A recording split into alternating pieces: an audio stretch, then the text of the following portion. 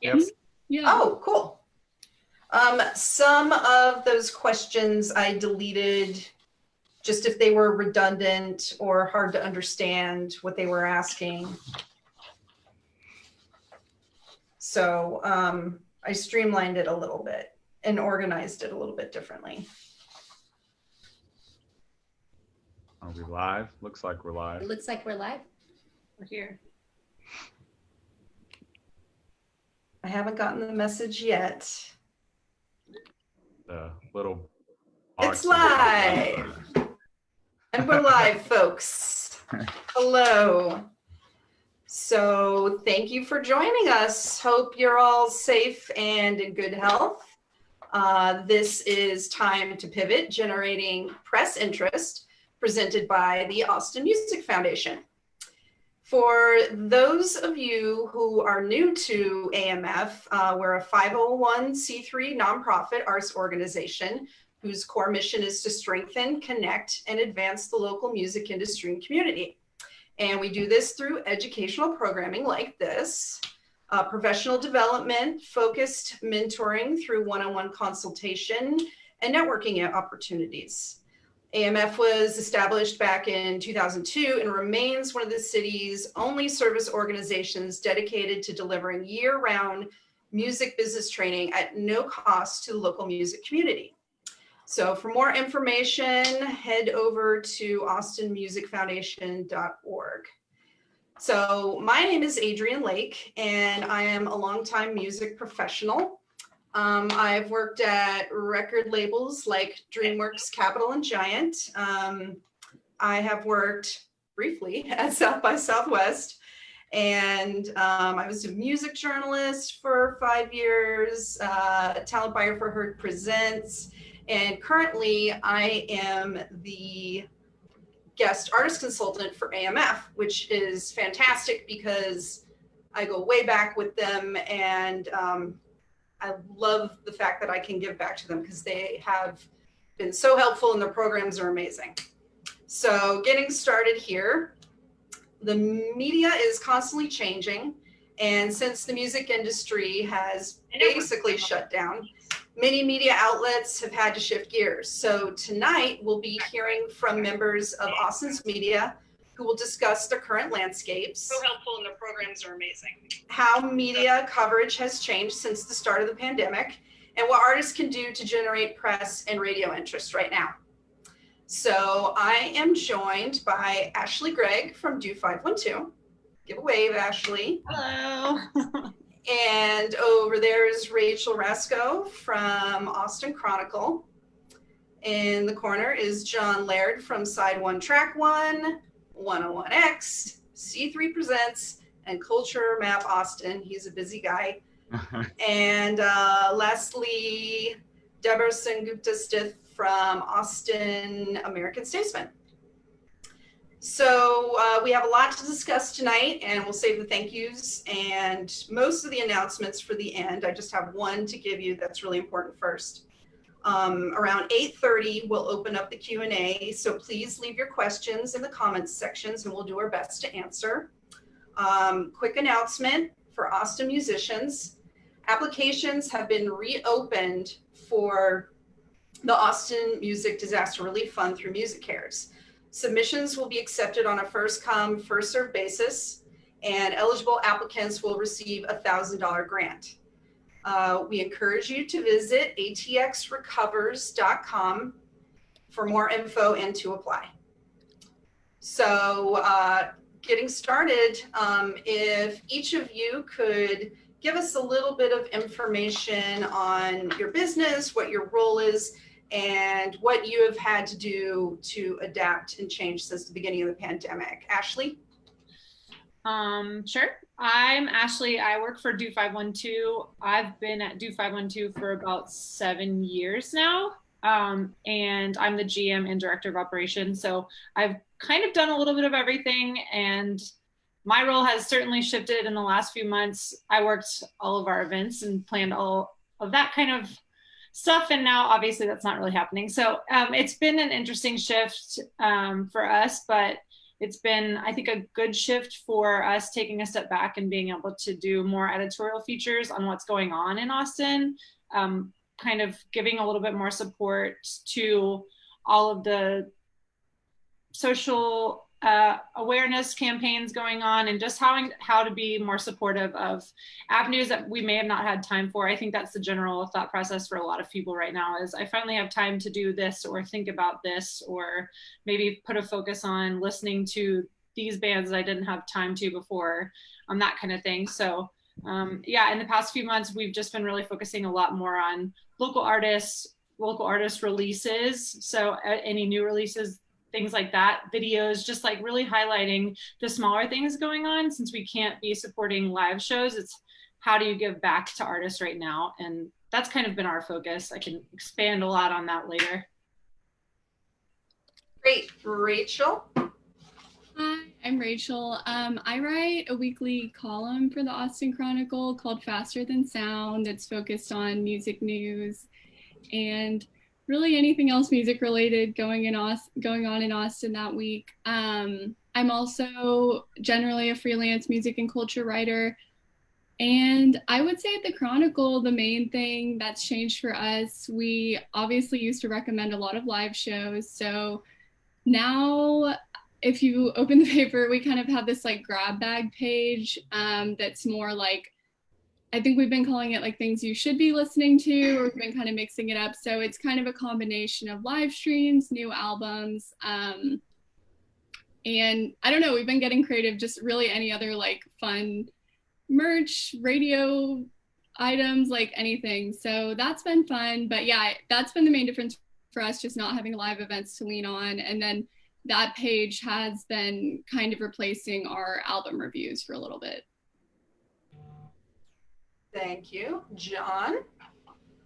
Yeah, well, my day job is at C3, but I'm in the casinos division. I don't know how many people know that there's even a casinos division at C3. So that's not much of a local angle there, but you know, at least on the homegrown side one, track one, and CultureMap, or anyone else who wants me to do something, a large part of what I've done forever is kind of like everyone else said, is recommend shows, club shows, and there aren't any club shows. So you know, I've always been a big new music person anyway, so I've just pivoted more to that. I guess probably because I just have even more time now to sit around and dig through my inbox or Rachel's columns or anything else. You know, it's just, if it's new and you've got it, I want to hear it, so send it over. Thanks. And Deborah? Hey, so I've been at the Statesman for pretty much ever. I've been there for, I think, 16 years now. And I started on the web team, worked there for 10 years doing music stuff on the web team. And then I moved over to a full-time music writer position, I think 6 years ago. And for us, like Rachel, so much of our coverage is event driven. And so much of it's like you'll peg a feature on a band to a big show that they have.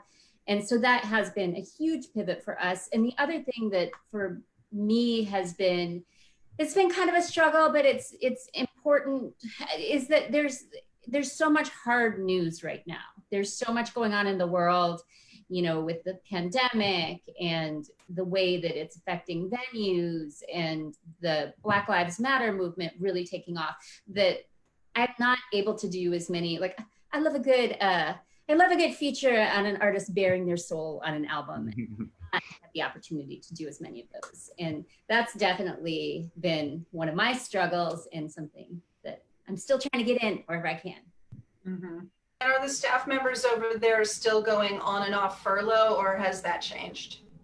There are no reporters on furlough anymore. They're okay. On furlough, but our reporting staff is back to full staff, but we did lose a few people, so that's another thing. Got it. Okay, well, launching into these questions, which are fantastic, by the way, what is the best way to engage with and gain fans right now? Well, no one can see you play. No one's gonna wander into Barracuda, RIP, or any other spot right now and catch a set that you're doing, opening for somebody, or on some off night or anything. So social media, you need to be good about social media now, or at least in my opinion. I don't know if that necessarily means you need to be some content king and on there 24/7 being the funniest, best, most entertaining person ever, but a steady stream of information and links to your music and links to people covering you and interacting with people, I think needs to be a part of your day now, if it is not already. I think that collaborating is really important too. Collaborating with other artists, other businesses, just getting as creative as possible, because we don't want live streams to be just the same old thing anymore.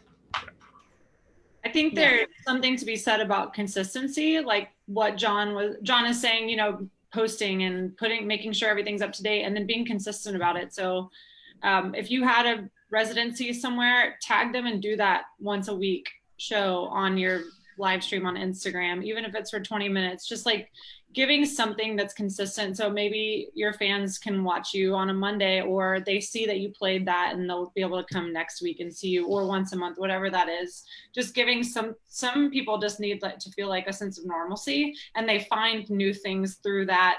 Oh, I know they're in partnership and playing every Monday, I'll go check them out, and that kind of thing. Giving someone like something comfortable to do, which is just being consistent and doing it all the time. Oh, and Ashley, you might want to mention what you had mentioned to me about making sure that artists have a profile page on Do 512 and that they update it when they have something new, so that goes out to everybody that's liked their artist page. Yeah, I think across the board, everyone kind of has a way to get artist information out between all of us and what we do on Do 512, gay.do 512, and Do 512 family. I'll speak across all of those. If artists have an artist page, which you do, even if you don't know it, and you're watching this, you have an artist page, you can add photos and videos and all of the links known to man and a bio, and then everything you're doing can be an event page. And anytime you add something and people follow your artist page, they'll get an email that says, this band just announced a live stream, or maybe you just want to put out the day that your next single is going out. Just make that an event. Right now, let's celebrate everything as an event that can be an event. And that's like one gift that we have that I feel like is underutilized, and it's free. and anybody can follow their favorite artist and then get notifications all the time for that kind of stuff. So yeah. I think that sorry, go ahead. Well, I think that consistency is kind of important, but I also think it's important to think out the box and at what the next version of these online performances, because we're going to be doing online performances for a while. And I don't know if you guys saw the Black Everything Matters thing that Shaka put together. I highly recommend it. It's you can go to Black Everything Matters, Everything Matters, and watch the replay. But it was just so well produced as like a thing that you watch, that I was really captured by it and wanted to watch the whole thing. And sometimes if it's just, and I know that like we don't all have the resources to create that kind of thing, but I think we can all be thinking about what are little extras that you can add to your performances that are going to make them more engaging and make them feel more like an event. Yeah, I think the hanging out at home and playing on your couch is kind of burned out. I mean, there does need to be a new wave of, like Deborah said, of an extra level in performance and production. Homegrown is sponsoring a Trail of Dead performance that's at Mosaic Sound Collective this Friday. It's a full-on performance produced, and I'm excited about that. But if it was Trail of Dead at home on their couch, I probably would have been like, catch me next time, guys. Yeah. But we are past that at home by yourself stuff at 150 plus days into quarantine. It's time for some new ideas for sure. And I think both the things that y'all named are collaborations with venues, so I think that's also cool that like the venues seem like they're kind of looking for that stuff. And I was because I feel like everyone was really jumping on the social media idea. Like, I think if you're someone whose personality doesn't really relate well to social media, maybe like this could be a good time to actually give your single that month of like media prep that you've never had time to do before. So that's something that doesn't necessarily have to be public post. It's more just like behind the scenes, sending the emails that you've never actually had time to do before. So I think that's also a good way to look at it.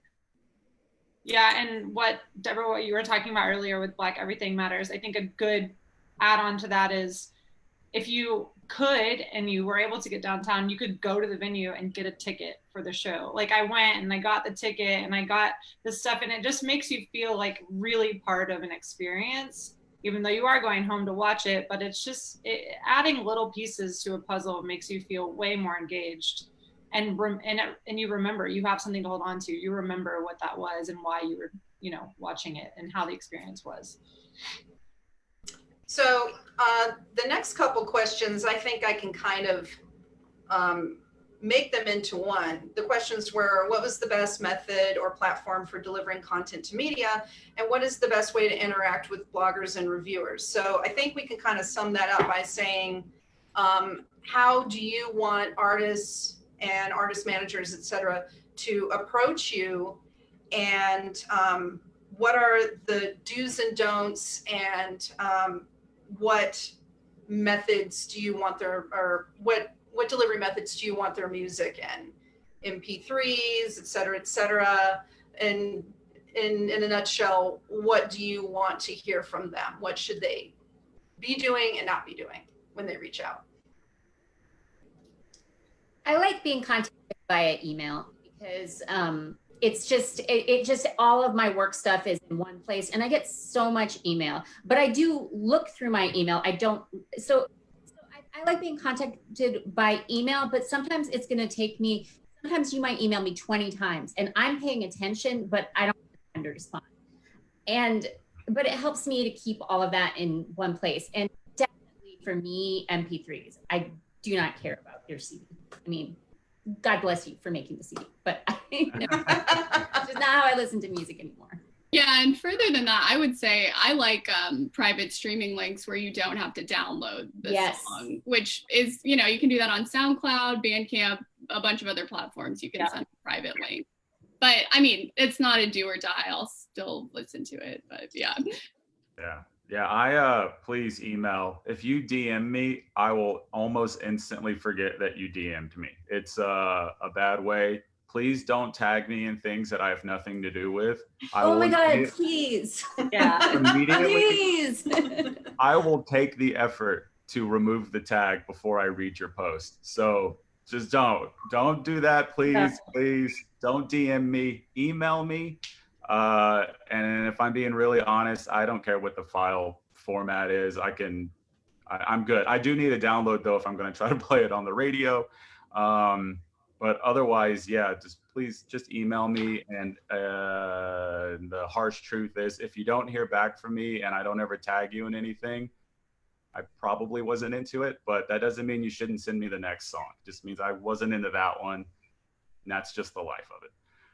Yeah, Another thing I've heard is email for me is the best too. Oh, and for all of our team is just, and kind of like you said, Deborah, just keep emailing, because I probably saw it and I might not have responded to one, but we are listening and we are taking that in. I do get a lot of CDs.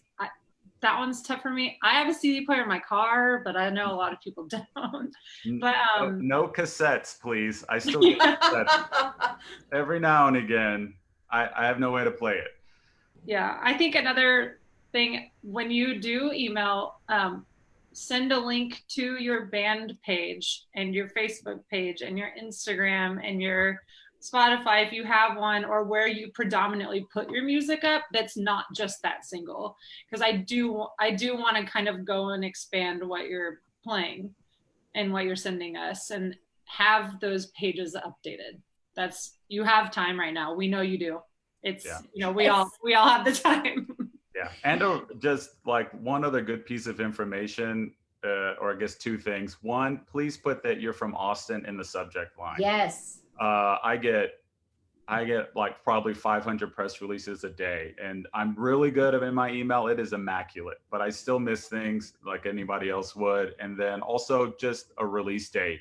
I get things from people and I'm like, What is your plan for this? Is it ever coming out? Or is it out already? Like a lot of people just leave out that important information. I also don't want to play anything that I'm not allowed to play and somebody get mad at me. So no, I love those too. Those are the biggest things I end up having to answer, having to respond to ask, do you live in Austin and when is this coming out? And I think those are both really important. I would be hesitant to send emails about your work before you have a release date set, or just make one up and maybe you can change it later. But that is a bit hard for like publications that have print schedules when you're saying like, I want to put this out in summer 2020. It's just better to be more specific. Yes. Yeah, for sure. And make an engaging subject line on your email. You know, we do get hundreds and hundreds of emails a day. And so don't just have your subject line be check out my new single, which I get a lot. So. Just as long as it says ATX in the subject, I can live with a dull line. Another important thing to remember when reaching out is to be concise, and don't paste in your 1,000-word bio, because as a local radio music director told me, in an email or in lots of other ways, you got like 10 to 15 seconds to make an impression and get that information across. So if you've got some really high impact information about who you are and what you've done or why this album is special, make sure you've got that concisely and compact in that first paragraph, so that when somebody reads it, they know this is worth my time, I'm going to read on. But if you shove everything into one email, it's just overwhelming to look at. So yeah. Yes. Yeah, I agree. I would just add that, like, I think a lot of people get discouraged when they send out a round of emails and don't get answers. Like, I've seen people claim that we're ignoring them, but I think, like, we all just said that we're on our email all the time. Like, you're putting your name in that person's brain, and they probably did listen to it. Like, just because you didn't get a reply doesn't mean that it wasn't productive. Like, I think that's just a big misconception. Yes. That, that was a waste of time, I'm not going to do that again. Like, I don't think it should be that way. Right. Yeah, Yeah, I think that go ahead, Deborah. Well, I was going to say that the repetition is good too. Like if I keep seeing the same name, even if I'm just skimming your email, but I keep seeing the same name and you're saying interesting things, I'm going to eventually spend some time trying to figure out who you are and what you're doing. Yeah, I have no idea. I couldn't even possibly count how many times I wasn't into the first song from somebody and really loved the second single, or even bands that I really love and they put out a song that I just don't like at all. I mean, it's all subjective. It's art. So there is no consistency that is just going to be that defined. So keep submitting, keep putting things out for consideration. It doesn't cost you anything to do that other than a moment to send an email. So what is the best source for media contacts? And that's, I know, a tricky question, because a lot of people in the business are very careful about their media lists. They're not giving it out willy-nilly. So Rachel, what would you say about that? I mean, I wouldn't know much about building out your list, but I'm not careful about mine. Like, my email is in my Twitter and Instagram bio, just because every time someone DMs me, I just tell them to email me. So I try to just get that process streamlined. But yeah, I mean, I would just say, like, most of the Chronicle emails are on our website. It's like austinchronicle.com/contact or something like that. And then obviously the format of my email is how all of the ones at the Chronicle are. But I think beyond that, like, following people on Twitter, you know, I've gone deep and tried to search like their name and if they've ever tweeted their email at someone. But I think there's ways you can find someone else in their organization on LinkedIn and try to see what their email format is, or just try DMing them on Twitter and being like, I want to send you something. Can I have your email? But I would say locally, I mean, most people are not trying to hoard their emails locally. I mean, I think the national press, like, yeah, that might be totally different, but. I just meant in terms of local companies. So we have our media lists, and we're kind of careful about not sharing them with the public. Like, so if you reached out to a publicist, for example, they're not going to give you their press list. So yeah, you'll need to do some digging on your own, or ask in your network about sharing information. Especially, we were discussing earlier, it's pretty easy to get local contacts. National contacts is a little bit different. But you should be doing that research anyway, because Right. you're looking for publications that cater to the kind of music that you do, that you think that they would actually appreciate what you're doing. And then at that point, you're digging, and most sites are going to have a contact of some sort on there. Yeah. If you're at a local level, I highly recommend, and that's all you're looking at, is just go dig around and find the people who are covering what you're doing, or at least that style of music or anything else, and reach out and build some relationships and see how that works. And then I think as you scale up, yeah, you're going to want to at some point likely look at a publicist, because that's what they do.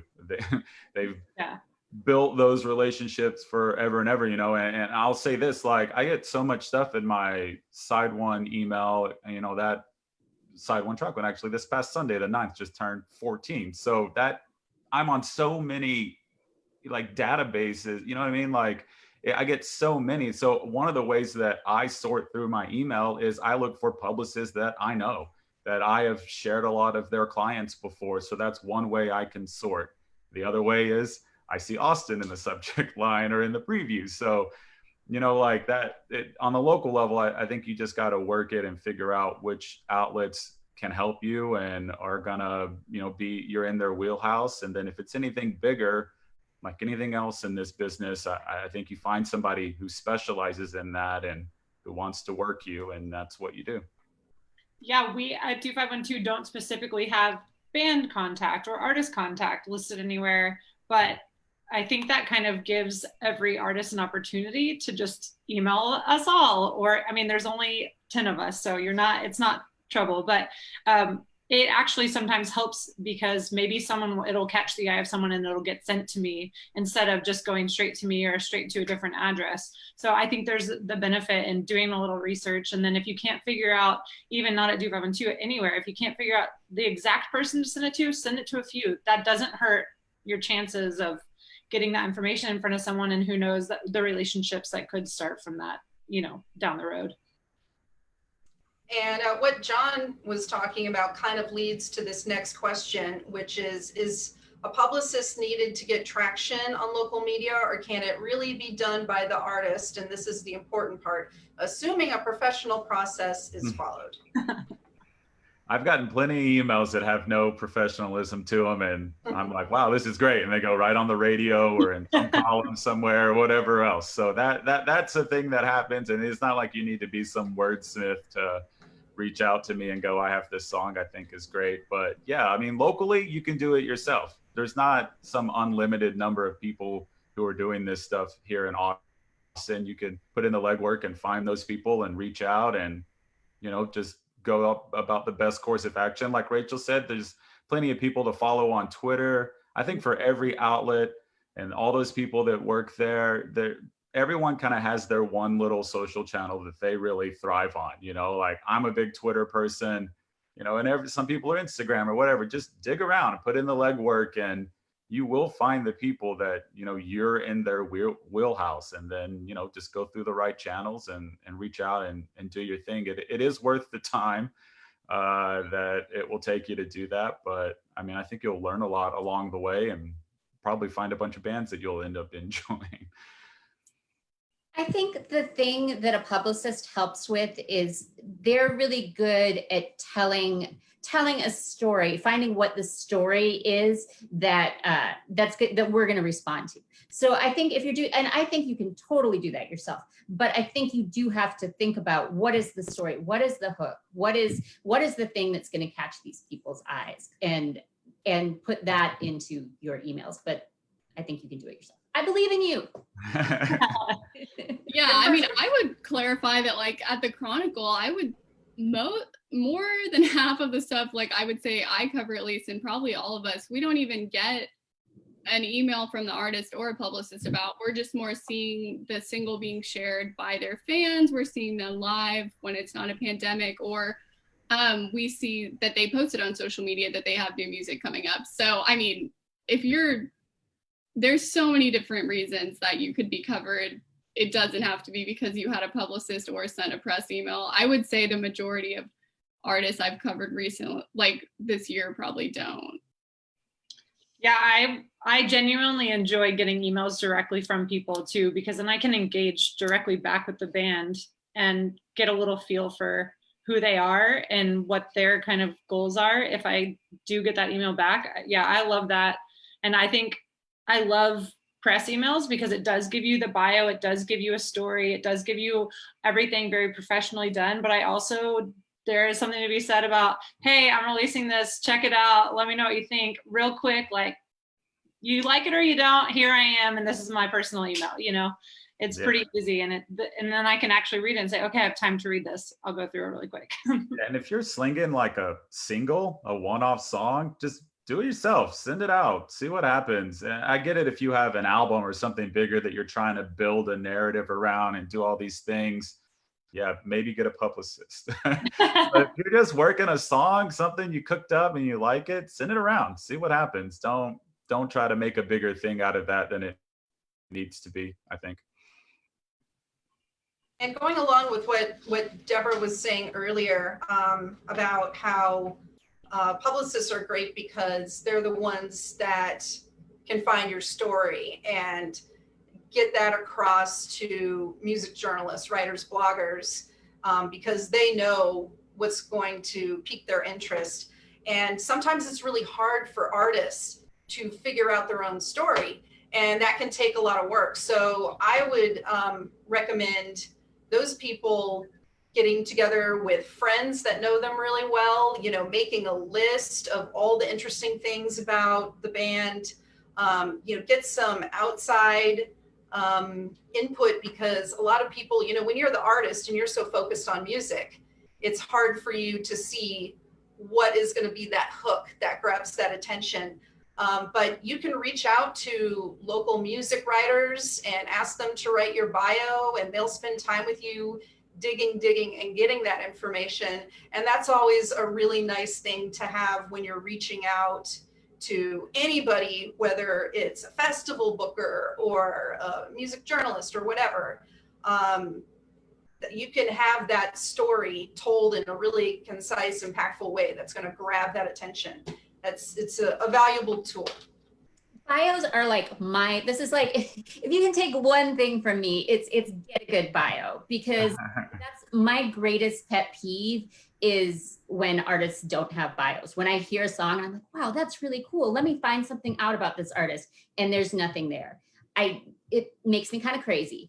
And and I feel like what Adrienne said about I think that it's absolutely worth the money to pay somebody to write your bio, because I think that process of sitting with somebody who's a professional writer and having them ask you questions and having them help you work what your story is out in your head, I think that that's going to be so useful to you when you're approaching other writers. And FYI, I wrote a bio guide for AMF, which you can find on their website. But it gives you a whole lot of ideas on how to approach that and how to write a good one-sheet / bio. So there's that resource out there for you. So how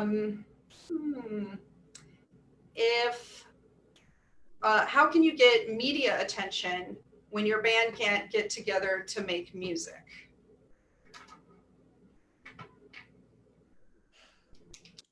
That is definitely a tough one. But I think there's things that you can do, like you can repackage old music that you have, create fun merch around it, maybe host a listening party of something that you did a while ago where all the band is going to be there. I mean, I think the whole idea of creating an event around it that we've been talking about. Yeah, I mean, I think you take a look at somebody like Mobley. who has made Yes. max opportunity out of this quarantine, right? Like he had an EP that was supposed to be out in May, pandemic derailed it, but that didn't stop Mobley at all from anything, right? He created a visual album with 30 other artists. They all contributed a different part to it. You know, he put out a Foster the People reworking of a song. I mean, he's played a bunch of live streams. He's been very active on social media. You know, I mean, and that's an artist that obviously had some stuff in the bank a little bit because the EP was on its way before it got bumped. But I mean, that's what you need to be doing. You know, you got to take advantage of the time that you have and get creative and just have some fun, because at this point, what do you have to lose? I would say nothing. Yeah, And I creativity highly will be recommend- rewarded during this period of time. Absolutely. Go ahead, Deborah. I was going to say that I highly recommend Mobley's Home Unfamiliar. I think that that's another great thing to look at, just as an example of what the next version of putting out music is. And he told me, because I did a story on that project, and he told me that out of the artists that worked on that, he thought that probably about, like, he has professional studio equipment in his studio, but he said that he thought about 30% of the artists he was working with were just doing this on their phones in a closet. And so the fact that that quality of art could be made from that is, I mean, it should inspire everyone. So I highly recommend everybody watch that. Yeah, I think having all of the members of your band, even if you can't be together, engage with each other. And like you were saying, repackage, share your favorite song that you've put out, things like that. I think Walker Lukens is a good example also of something where they started a monthly subscription, and he made a whole album in quarantine and decided, I'm going to take advantage of this and really engage with old fans and new fans in a new way. And that's something that we haven't seen because we haven't had the opportunity to sit around and like wait for someone to give us a new type of project. So just like coming up with creative ways. I know you can also like work with Fine Southern Gentlemen, and they'll help you with your merch, you know, like getting stuff out the door in a way, finding local people to partner with and making it that experience again, where, like you said, merch is a big thing. We'll come up with something that ties your whole band together and maybe ties someone else in the community in. Really like engaging around the circle is, I think, the greatest thing that we're seeing come out of that. And you notice the artists who are doing it. They Getting merch that's relevant to current trends, like bandanas, masks. You know, people who got really creative with it they're doing my well. wife has bought so many Bandcamp t-shirts. They show up just every day. There's a new one that's there, and it's all special stuff, and it's all on the Bandcamp Fridays and all of that stuff. Like, look at all this stuff on social media and how people are engaging and making the best of it, and be a part of it. Yeah. And maybe do some giveaways, because people are pretty psyched about merch, and, you know, to engage a bunch of people. I also have bought way too much. There's never too many. I can't complain because some of them are for me, so I'm just like, all right, cool, whatever. But yeah, they show up frequently. Supporting the artist. Need a new tank top? Yeah, exactly. Venues, artists, everybody is slinging merch right now. Yeah. But I feel like people are really hungry for it. You know, people are doing a lot of online shopping right now, and people are really excited about the opportunity to support local artists and organizations and venues when they can, especially if they'll get something out of it that's really fun. Yep. So where should we as artists be putting our efforts into at this time? Songwriting, online lessons, live streaming, and of course we're talking to a bunch of folks in the media here, so they're probably going to have a lot of ideas on how to engage audiences and get your story as an artist out there. Rachel?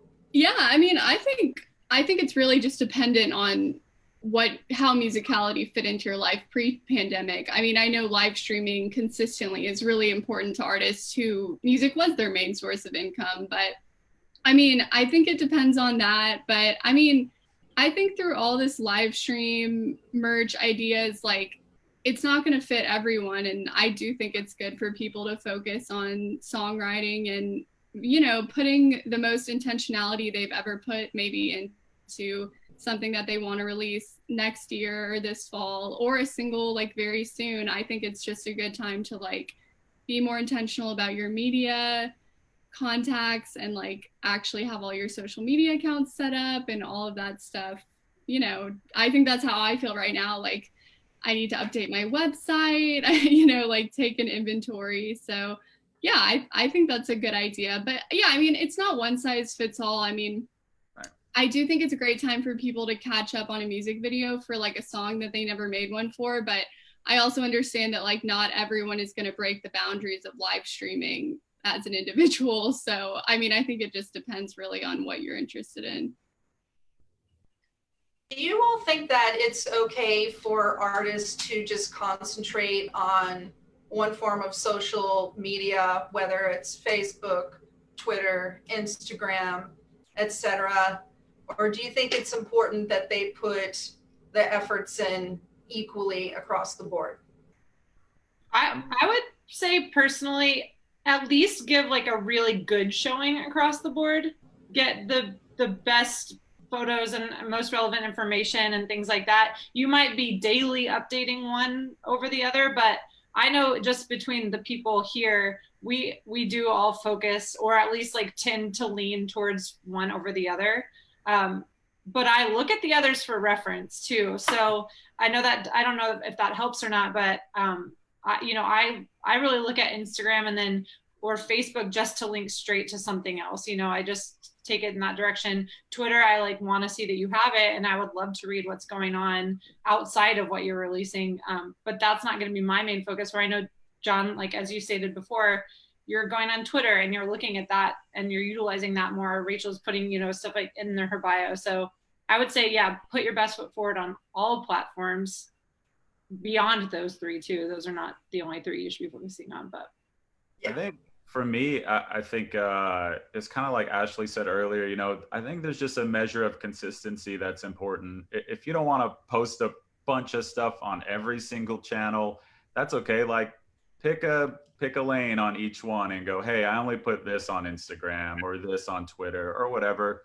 Break it up a little bit. That way it's not just this overwhelming task you feel like you have to do every day, because that's going to just destroy the engagement or enthusiasm to engage on it. But you know, you can pick a theme almost, you know, like, hey, on Facebook we post once a week and it's this, and you know, you just break it out like you would any other set of tasks, and I think that makes it a little easier. But either way, constantly or at least semi-intermittently updated socials is important, because if I go and there's nothing there and I can't find your song but I know it's somewhere, I'm immediately a little annoyed.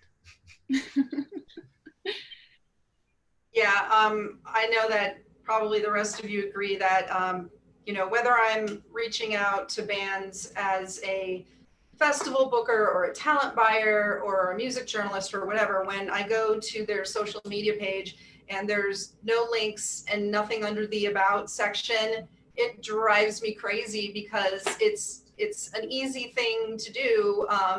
And if you don't have that information there, that's a missed opportunity. I think as artists and artist managers, etc., what our job is to make the information that people are looking for as easy for them to get as possible. It gets exhausting when you are a music journalist or a talent buyer or whatever, and you have to work really hard to get the information that you need to make a choice about whether you want to do a story on or book this band. So think about what all these people here that you see want to see, and make sure that's easy for them to get, whether it's on your website, your social media, et cetera, et cetera. Next question: how are musicians in today's environment able to collaborate and work with other musicians, press, management, and other creatives to market themselves and release content? And Mobley, as you brought up, is a great example of somebody being creative. Yeah, I mean, I think sometimes it sounds a little bit simple to just say go to work, but I feel like that is the answer, right? I mean, Yeah. you just gotta go figure out, like Rachel said earlier, what is your greatest interest? What is the path you want to be on? And then just run down it and go to work and interact with people and engage and reach out and see what is available for you. And I mean, the worst that's going to happen is someone's going to tell you no, and you just ask someone else. Yeah, I agree. I mean, I'm writing about like the new Naomi album, and it still has a bunch of cool features on it, because I do feel like the hip hop community is potentially ahead of the curve, being used to sending each other features on things. But I mean, I think if you're someone who relies on collaboration, you're gonna have to figure it out. But I mean, some people don't. So I think it's just dependent on what you're interested in. But I think collaborating, you know, I think some people just don't necessarily see the point. But I would say, as a local media person, it's so cool when someone's album comes out and they have features on it, and that people add each other to their Spotify playlist, because it seems like that's kind of a concrete way for the internet to see the Austin scene, you know, making a little circle, which, you know, we're more aware of that at shows and stuff, you know, like who usually plays with who. But I think that is a cool way to just show those like scenes in a concrete way. Yeah, I love getting stuff when it says, you know, like produced by Jim Eno or Walker Lukens, or any of those little nuggets like that, where we can kind of, you know, it just feels a bit more of like a complete, I guess, scene or circle. And yeah, all those connections are awesome. So include those in your emails. Yeah, mention that. And collaborate on your streams too. Like if you're gonna Yes. I'm pretty bored right now, maybe, depending on who you are, with individual live streams. But like if it's a live stream of like 3 different artists and it's structured around some kind of a theme, and you know, you guys don't have to be, you can record in advance, and there's a lot of ways that you could create out of it. Yeah, I think this actually kind of ties into one of the questions from earlier too, but kind of utilizing your time right now and what to focus on.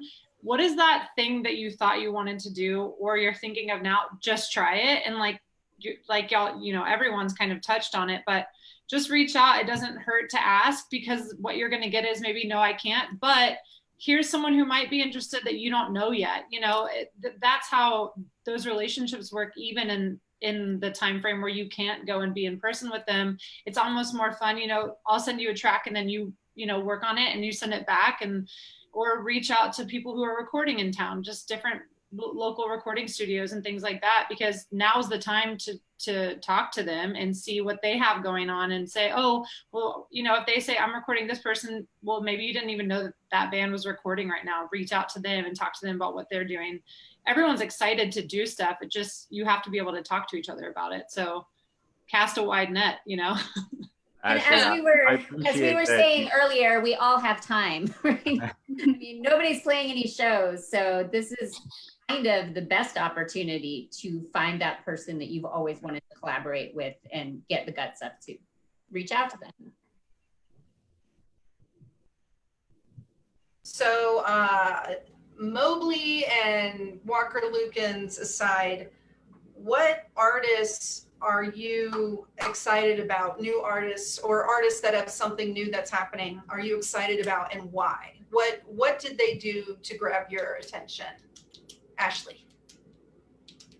Put me on the spot. Okay, anybody. Well, this isn't new, but David Ramirez's new album came out very recently, and it's beautiful, and it was covered in the Chronicle.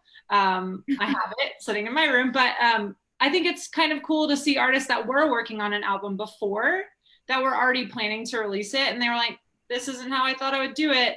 So they kind of had time to change a few things too, and maybe heard something through the pandemic that they wanted to adjust. The Tita released some new stuff recently. I think there's a lot. I don't know. I really could go on for a while, so I don't know how many you want me to do samples on, but I also think that John's doing a great, I mean, I listened to Side One, Track One, you know, and there's new stuff every week. There's no shortage of new things. 2512 puts out new releases every month. We put out a full list, and if you're not on there, send it to us and we'll add it, because we want to be sharing it. You know, Jonathan Terrell is doing singles one at a time, and then the new album's coming out. So I'm just getting excited about having time to listen to a lot of new stuff. What about you, Rachel? I think, as I said, I've been really excited to see these like things pop up that are like really fun collaborations. I did a lot of coverage of a song that was like June, Ukeme, and Chucky Black all on a track, and then I've covered the Clarence James album that had some fun features on it. So I think those things, they're just so exciting because you just imagine all those people would be playing a show together or hanging out at the same venue if this wasn't a pandemic. I also think a really cool model recently, Howdy put out 2 new singles and they didn't get anyone to release them. They just dropped them at midnight on their Instagram for their fans. And I thought it was interesting that they actually made t-shirts for each single that has the title of the single on it that came out the day after the song. I just thought like that really relates to what we've been talking about of like, you can do fun, interesting things that don't have to be for your new album or like, you know, something enormous. And I think that like that worked really well for them. Yeah. Yeah. Howdy have a really great, they have their brand and their way of posting on socials and putting out music, and they stick to it and it's consistent, and they have a really big following. And I think that's further proof of, if you just want to put out singles or do your own thing, that's okay. And just be consistent and, you know, just do that element of stuff that people always kind of know what to expect from you. And then that way they know where to get your music. They know what they're going to, you know, get in return. And that it's just the little things that really go a long way.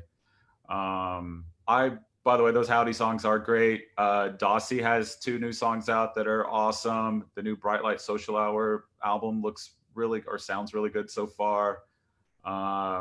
Bill Callahan has a new album coming that's, I'm sure, going to be great. He's been putting out a song a week. They've all been wonderful.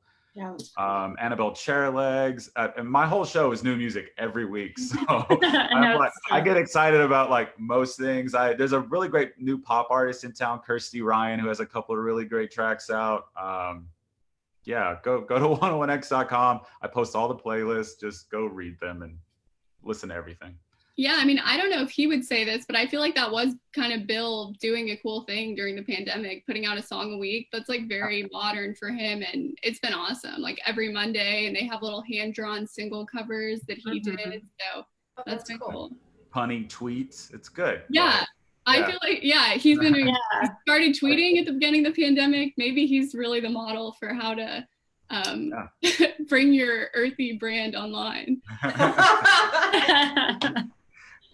I also really loved the No More Silence compilations that just came out. That was put together by Leyline and Superphonicos. And it was a bunch of great new music, some older tracks, some new things that were arranged around a cause. And there was a lot of great stuff on it.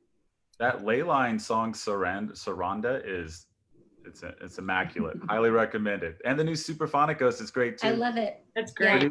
Produced by Jim Eno of Spoon. Yes. There you go. Include those details. Yeah. We had someone come in to do a music video where he just played all of the instruments, and that was his music video. But Harry Paradise's new singles, every one that's dropping is like the perfect dance tune. And that's one that I just keep going back to when I need music too. Yeah. Also Urban Heat. I don't know if you guys have been listening to Urban Heat, but that's Jonathan. He used to be in Blaxploitation, and it's awesome stuff. Hyper relevant. Sounds great.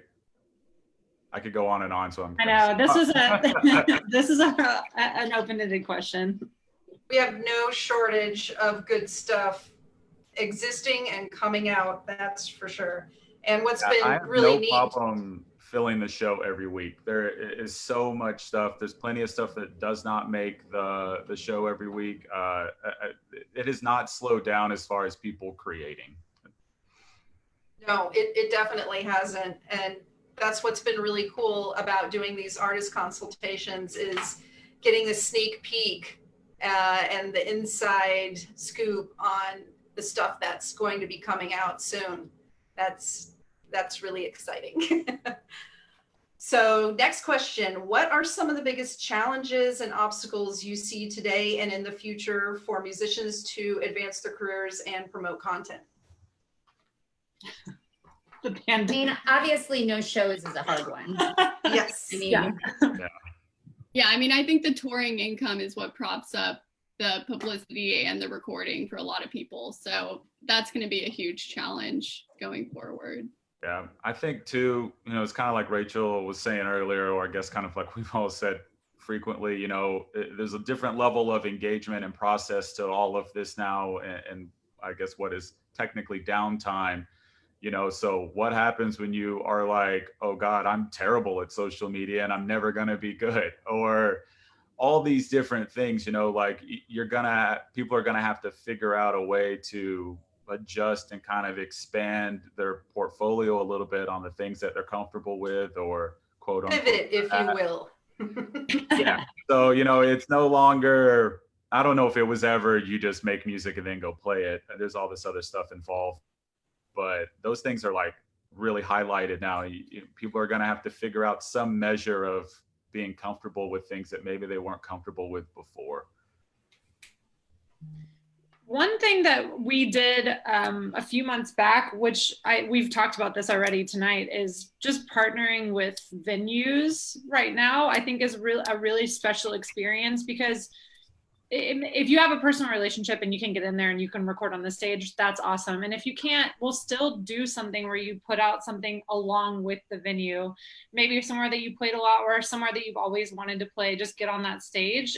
Just like keeping in communication on a local level, that's going to at least give you something as a way to talk to the people that you would have only talked to if you were trying to book a show, or you're trying to even do like a tour kickoff, or I'm coming back to town, I'm going to play this, because that's when you, like Rachel was saying, you make a lot of your money on tour. Well, you also make a lot of money with merch on tour, because it's new people seeing you every night and they got to know you on stage and they want to buy your merch. So utilize what you can to let people know who you are, even that if that is a really bad social post, just do it. Mm-hmm. Just let people know who you are. Don't do all the bad ones, but I love that idea of collaborating with venues too, because we all miss going to venues. Yes, and they're closing. So, Rachel had a great column. Was that this week? Last week? Yeah, I don't know where we are anymore in this year. I don't remember either, yeah. But, it was all about what the venues are facing. So, anything that can be done, we're kind of all in it together. So, yeah. And I can't even begin to tell you how unbelievably happy it makes the venue staff to be able to do this. It's just like they're in heaven again. These venue folks miss their jobs so much. So yeah, let's give them a reason to get back on in there and turn on the board. Yeah, I think that's going to keep happening more. We covered, I think it was last week, Ben Queller started doing a live stream from the Continental Club. And then just at the Music Commission meeting, Mosaic Sound Collective's founder said publicly that he wants to do more stuff. So yeah, if that's something you're into, it seems like everyone's kind of now figuring out how they can do it consistently. And Puma's recorded there too at Mosaic. Yeah, I was going to say they have a cool setup out there. And they have plenty of space. It's huge. So there's. Mm-hmm. And the Black Pumas recording there was on Fallon. So it's not some like low key, kind of thing. It's like very well done. And it's really exciting seeing this happen to Mosaic, because I remember going back there back in the day when it was haunted and scary, and now there's a mental hospital or whatever it was. Yeah. And now there's all these amazing things happening there, and it's really cool. Props to Dan Redmond for making that happen. I was just gonna say, if you need more info on Mosaic, hit up Dan Redmond. That's his baby, and he'll give you all the info. His big baby. So there have been critiques that the coverage of local Black musicians has led to tokenization and favoritism. Other than Black musicians taking control of their own narrative, as we've seen with Jackie Venson and the Statesman, what are some ways that you as the media will ensure the coverage of local Black artists is represented equally across the board moving forward? I've always represented Black artists. You have. The beginning. Yeah. I actually, way back before I was even at the Statesman, the whole reason I got into writing about music was because nobody was writing about local hip hop. And I felt like it was ignored, and I felt like it was amazing. It was during the hip hop hump day days. And so my band fell apart and I didn't know what to do. And I was like, well, I can write. And so I started covering about the things that I thought other people should be covering. And it's always been in my process. It's always in my thought process, in the back of my mind, that Austin is 33% Hispanic too. And I feel like we as media, it should be in our heads that as we're recommending artists, as we're doing profiles, to make sure we're getting a diverse mix. I feel like that's on all of us. And it's something I take really seriously. And I think sometimes I overrepresent brown people and women, but I don't know if anyone's gonna fault you for that at all. I don't know. I don't think you could be too anti-racist. I don't think that's possible. Yeah, on my end, my birthday fell on a Sunday this year, which is the day Homegrown plays on, and I did an entire show full of nothing but Black artists. It was in June, and it was not hard to fill out. Austin has a ton of very talented Black and brown artists, as Deborah says, and they were all artists that I'd played in the show plenty of times. So I think it just needs to be like Deborah said, just keep it top of mind and keep trucking and sharing stuff and just keep rolling it out, because there are a ton of awesome Black and brown artists in Austin, and why would you not want to showcase them? I don't know.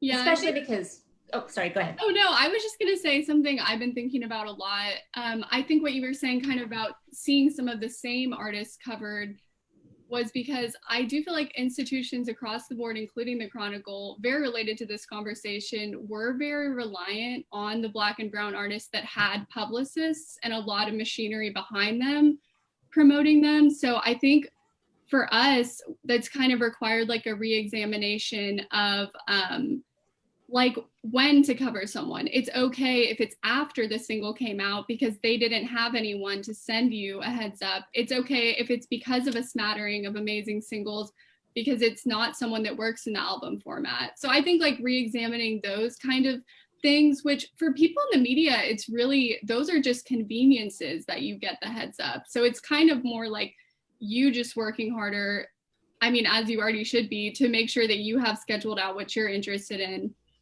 And I think that can be a difficulty for a print publication, because if your single comes out today, it's not going to be in the Chronicle tomorrow because we have to, print the paper and plan it out. But I think that's been like a really important thing for me to think about, which I mean, we've always covered singles. We've always, it's not relying on that. But I think that's been something personally I've been thinking about. Yeah, moving off of the kind of like having a totem to follow. Okay, yeah. Well, this is when you do that, and this is when you do that. I think for us, we've always had local bands to watch. Volume 1, Volume 2, I think we have like 40 volumes of it, and we just keep them all. And we just decided, why can't we do local Black artists to watch? And we've done that, and we're doing volumes on that. We're doing local queer artists to watch and queer creators, and just like, why aren't we highlighting different segments and making it a bigger conversation? And that's been, I think, something that conversation won't go away. I think that was part of your question, if I remember, is will it stick around? And yeah, of course, local Black artists to watch is only going to grow. That list can only grow, and people will respond to it and say, hey, can you add our band? And it's like, certainly, let me check out that single and let me put you in the right category and things like that. But just highlighting everyone that's making art is really important, and making sure that we are specifically saying, here's Black artists. They might have been missed before. We're not missing them. We're really watching everyone, and we're listening to everyone. And now we finally can highlight everyone. And that goes back to what we were talking about way earlier, is we are having the time to take a look at editorial and things that we haven't had time to cover, because there aren't an album show, a release show. There's not, hey, I'm debuting my single on Friday at this venue. So we can finally focus on things that aren't the totems of this is when the single comes out, this is when the show is. We can look and say, this album is rad, listen to it. It came out 2 years ago, who cares? They're from Austin, And I think that it's important too that, I think that that's great. That I think that anything we can do to reverse the trends, of a certain, for a long time, a certain viewpoint was definitely the viewpoint that was presented as Austin music. But I think it's great to have those kinds of lists like local Black artists, but I also think it's important to be thinking about incorporating Black artists into, like, we have an Artist of the Month series, and making sure that, like, they're not the Black artists, they're just the Artists of the Month. Totally. Absolutely. Most exciting artist in Austin right now. Yeah, and like that you're featuring, like, it's not just that you're featuring Black artists, it needs to be ones that you haven't done before. I feel like it's also a big thing too, because I think that's kind of what Austin media sometimes gets caught in. It's just, having their little subset that they do cover. And I think that's been like an overall thing. And not just media, also like who the big producers work with, who gets booked at the big venues. Like there's been, like a subset of people. Yeah, if you think about our town and how many venues there are, and outside of pandemic, how many shows there are a night in town, there's tons, and that's different bands playing every single night. So you should never run out of bands to be covering and how amazing they are, because that is happening. That's what we are as Austin, is supportive of the music community as a whole, and really making sure to be following everyone, and not just the band that played 5 times last month, but maybe the one that only had the opportunity to get their band together once. Well, and it's like we've all said earlier, a lot of us have pivoted to just covering more new music in place of club shows. And I don't think any of us have been starved for content. There are a lot of bands and a lot of very talented people here, and a lot of people doing a lot of different things. And I don't even know how anyone would begin to start tagging races to certain sounds anyways. This is such an enormous melting pot of genres in this city. I don't know how you would ever properly put that puzzle together unless you were just absolutely insane. So it's like keep listening, keep sharing. There's a lot of races doing a lot of great things, and a lot of great Black and brown artists, and I don't know why anyone would want to cut off any great music. I've always felt like us music industry folks, whether we're music journalists or we're talent buyers or festival bookers, one of the most important things that we always need to remember is we have a platform, sometimes literally. And I don't think it's just our responsibility or obligation. I feel like it's our opportunity to use that to make sure that all voices are represented, to use this to help create and promote events that are beneficial for the community and for individuals. And there's no reason, when we have these resources at hand, that we shouldn't be jumping on this to represent everybody. So and I think really that's across the board, venues, et cetera, et cetera. So what is the most fundamental thing an unknown band can do to promote a debut album? I'm going to go back to the story, is to know the story behind it, to know why I should care about it, to know how to explain to me why I should care about it. Succinctly, preferably. I would say even simpler than that, say it's coming out before it comes out. I mean, that's like that's a huge issue for a lot of debut albums. So, I think that's a very easy thing, whether that's on your social media or sending 5 emails to local press. Yeah, and give yourself time to pick some good singles, some songs you really, really, really, really believe in. When you play live and you have that album in mind and you're going to cut 7 songs, make the other however many, the singles, and work those and put them out every 2 to 3 weeks. Have a legit cycle that you go through and a lead up to it. Don't just go, it's here, I would highly recommend that you do not do that. Put a song out, work it, put another one out, put another one out, because like I said earlier, not everyone is just going to automatically or guaranteed love every single, but one of them might hit. So give yourself the most opportunity to make an impact. That kind of leads to the next question, which is from someone who says, I'm working on new material written in quarantine. Is there any point in putting out a whole album anymore? Or is it better to just release song by song, single by single? Which generates more interest from the press? I would say traditionally albums, but I feel like it's been changing so much over the last couple of years that it really just depends on what you've got. And it also depends on what you're doing. Like if the album has a theme, if it has a continuity to it, then give me that album. I'm curious. But if you know, it's a collection of, you know, some albums are more like a collection of singles. Mm-hmm. Story. Yeah. I think that's a decision you got to make on your own. Yeah. Like Deborah said, if you feel like you have 4 singles that aren't really alike and you just want to get them out there, then put them out. And if you have 12 songs that all need to go together, then put out an album. And that's the artist's choice.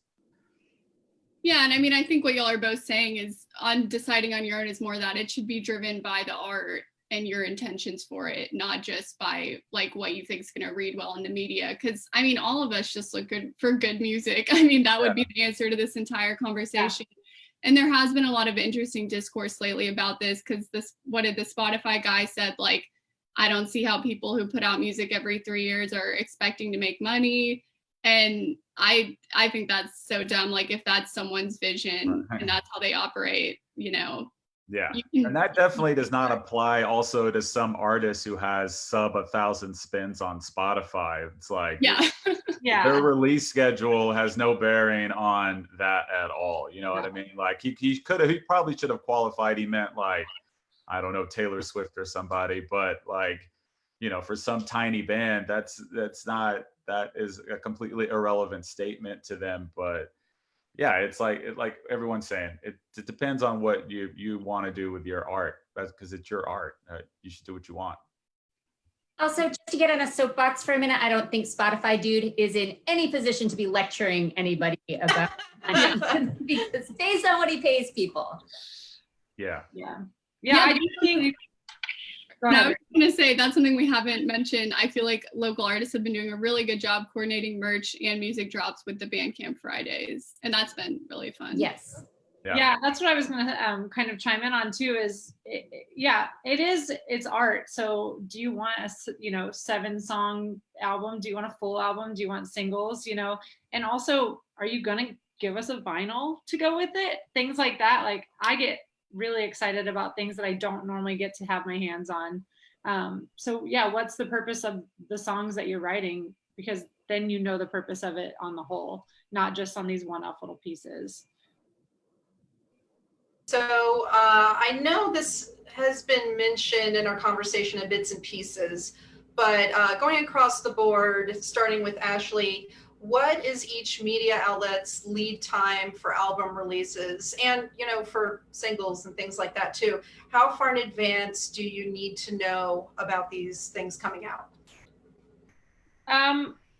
It kind of depends. I think the more time that you give us, that's better, because then you have time to follow up and make sure we saw that information. So I would say for an album, give us a month. For singles, at least a couple weeks, and then follow up on that. The biggest thing is giving yourself enough time to make sure that you've gotten the information over and followed up on it at least once or twice. Like John has said a few times, we might not have seen that first note come through, or we saw it, but we'll see your name come up a few times and be like, I meant to check on that. Or, you know, just give yourself time. If you have an album coming out, make sure that you don't rush it. Don't just put it out, you know, give us a time and give us like at least, I think a month is minimum for things like that on my end, at least.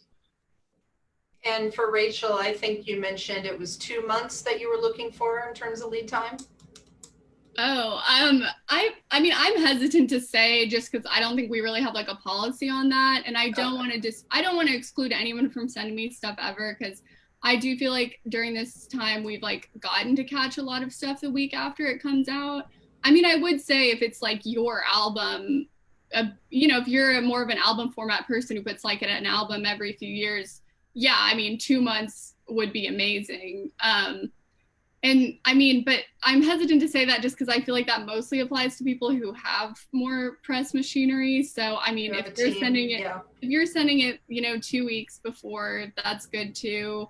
Yeah, but yeah, I mean, 3 weeks is a good amount if you're trying to get something in the Chronicle, just because something's probably not going to get in if we didn't know about it at least, you know, 10 days before the paper came out. I mean, I'm just estimating, but you know, because like we have to get our assignments and then write it and then turn it in. So it's not just going to like appear in there at the last second. But yeah, it's flexible. But yeah, I would say like a couple months for an album if you know the release date, and you know, maybe like 3 weeks for a single or something.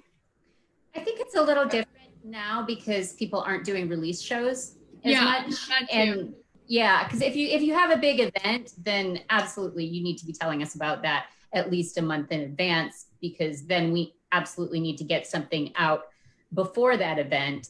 But if you've released an album, I mean, I've written about artists that released an album 6 months ago, but I really loved the album and just never had an opportunity to write about it until, you know, we used to always peg things to events, but now there's no events. No, I'm Who glad have I been wanting to write about? Yeah, if you have it doesn't matter anymore. yeah, if you have an album out and you think that maybe we didn't hear it, send it to us now. You know, why not? Make sure we heard it. Yeah, I mean, we all do year-end lists, I'm sure. So, Yes. I mean, there's always that. What about you, John? I mean, I usually kind of plot out the show at the very end of the week, so 2 days. Wow. But I mean, I'm really good with my email and other things. I mean, you can send it to me pretty late in the game if it's just a new song or something you know you want to send in for consideration. If you want to partner on a show with like Homegrown Live or something else, I need like a 6 to 8 week notice whenever those come back.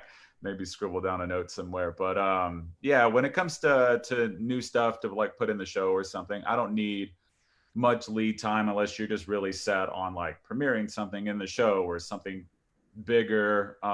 You know, then I would like a little extra time, get you to cut like liners and things like that. But yeah, if you just are just shooting it out, I'm game for whenever. Let's see what happens. So where do you see Austin's music industry in the next 3 to 5 years? The question ended as more and more tech people are coming in, but as we were discussing, since we're in a pandemic, that's a major factor as well. What are your thoughts on that? It's so hard to say right now. I mean, nobody can see it's, yeah. I mean, none of us thought that we would all be sitting in our houses for the last 6 months.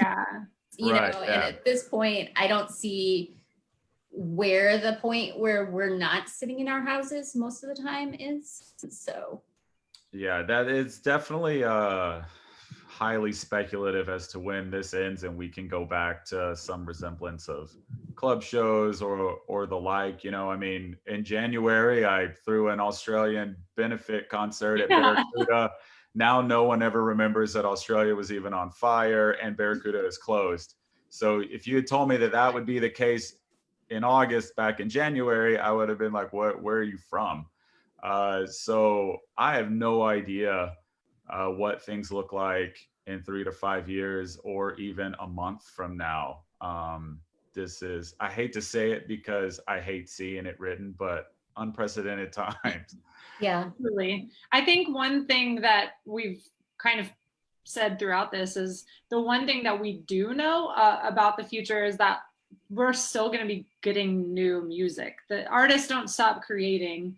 And that's been kind of a really good, positive, like mental health check-in for me is like, we still are getting music. That's not stopping just because we can't go out and see it. Although I think for all of us, going out and seeing and experiencing and interacting is a huge part of that.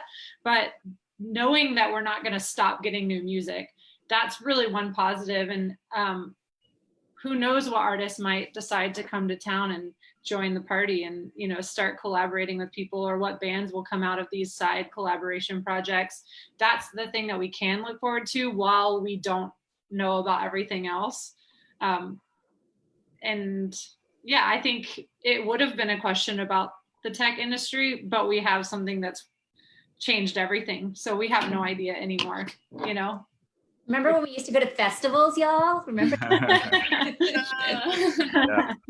Yeah, I mean, I would say on a sad note, I feel like I've been covering endlessly, like where we are right now with the venue funding. I think we are going to have another big announcement like Barracuda that shakes everyone. I mean, I'm not saying that I know, but like, I just think it's going to happen if we don't get more funding. So I think there is going to be like turnover, and we are going to lose more artists moving out of Austin for affordability reasons, or because there's no reason for them to live here right now. But I would say on a happy note, like as someone who's been covering like the way that cultural arts and music funding works for a while, I've never seen like the scene so interested in it. Like all the conversation right now about a Black Lives Music Fund and just generally like how police funding could potentially be redistributed. It's been really exciting to see people keeping up with that. So, I mean, hopefully that's something that could carry on over afterwards, and like more musicians and industry people could be engaged with how that money gets spent. And there's been so much interesting conversation about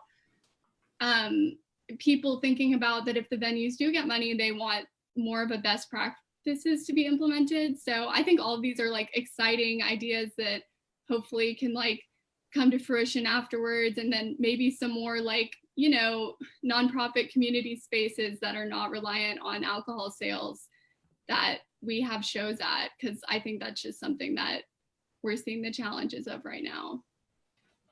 Yeah, I think engaging with the information of knowing that you can vote and your voice can be heard in budgets is like does trickle down to like directly to what we're talking about. And that's one thing that has been noticed. And like you're saying, Rachel, that is an exciting thing, is conversations about that are happening with people who might not have realized a lot of that information was there before or available to maybe change what the future does look like. So hopefully we keep talking about that, you know?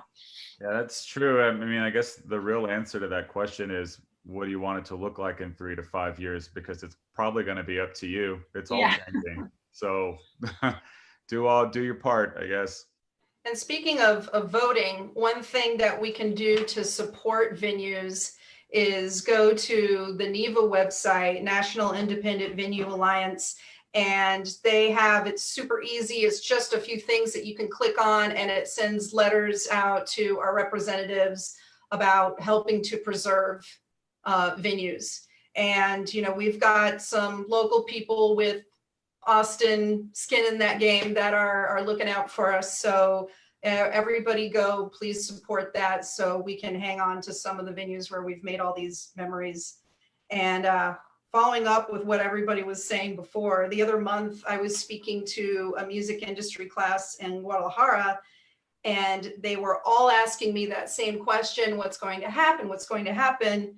And I told them, I just came from a huge conference where there are people from like the biggest music organizations and radio stations, and they all admitted that, you know, this is just conjecture, nobody knows. So we are going to have to adapt and go with the flow, but also do as much as we can to help support artists and venues during this time.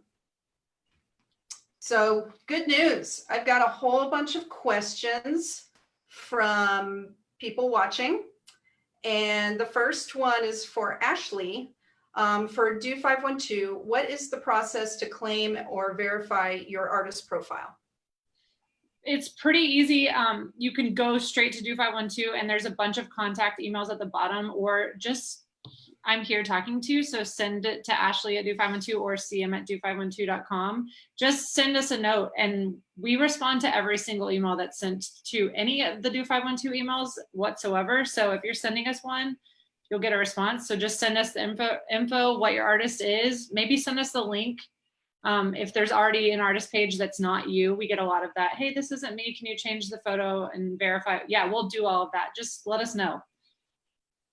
And Rachel, you touched on this a little bit, but somebody asked, would you rather preview a song before it comes out, or can we pitch you a song post-release? What is considered too old to review?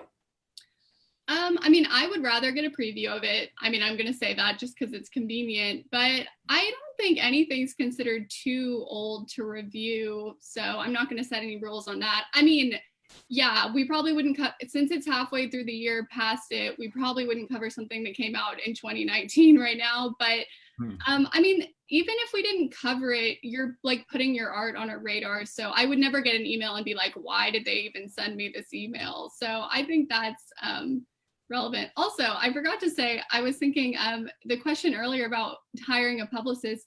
There's a really good article. I really like the site, The Creative Independent, that has interviews with industry people.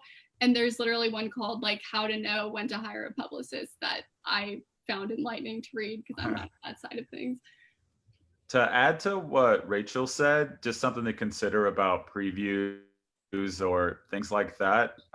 You know, I mean, we all are in this for, at the end of the day, ratings, clicks, whatever. So being able to premiere something or have that exclusively go up for a week with, you know, your outlet or whatever, that stuff does go a long way. You know, it's just exclusive content, things like that, that if you can offer those things, it's pretty nice. You know, I love putting songs that aren't out yet in the show and stuff like that. You know, it's just an extra promotional angle for me and you in the end. Deborah, did you have anything to add to that? I don't ever, I mean, well, I agree with what Rachel said about the, get it to me this year. And if on it, if it's coming to November and you released it in January and I never saw it, still send it to me, because we do all do year-end lists. And that's actually one of the places where you get a lot of shine if you do end up on those lists. And yeah, that's like the entire month of November and December for me is like playing catch up with stuff I miss. I always assumed with the year in, pardon? I don't do a lot of album reviews, so for me, release date is less important. I do, my coverage is more feature based. So I always assumed with the year-end lists, it was just each individual remembering everything that had wowed them over the year. But is that something that artists should be reaching out about and pitching? I get like breakdowns from Publicist of like, here's everything we put out this year. Here's quotes from press. Like everybody does recap emails. I say everybody, like everyone has a publicist, but most publicists I know, I get recap emails from them. Labels do them. Like I don't think. Can you explain what a recap email is for folks who don't know? Yeah, I mean, when it's from a publicist or a label, it's here's all the stuff we put out this year. Here's usually a download or a streaming link. Here's a couple of press quotes, and it's just a reminder. You know, like one of my favorite albums out of Austin this year is the Zetas album, and that came out in January. You know, and also I don't think they're together anymore, but you know, so that one's just going to be on me to remember. But if they were still doing stuff, you know, I would highly advise that they send notes out in November and say, hey, don't forget we put out an album 11 months ago. You know, it doesn't hurt at all. Yeah, it also makes me think of kind of randomly tangential. A lot of times, since the Chronicle is like a weekly pub, we end up covering things much later at random times. And I wish that artists all had Google alerts on themselves so that they would see it, because I know a lot of times people just don't see it. And I think that's an important part of being like your own manager. So just yeah, I get a lot of shares of pre-homegrown tweets like 2 days after the show was aired. And I'm like, that didn't really help. Yeah. Thanks. Absolutely. I want to amen to you guys, because if we do see you, if we do write about you, if it's your first press, I mean, share it with all of your friends, because I mean, I don't know if you guys have to look at your numbers. I look at my numbers. It's not the most fun thing to do.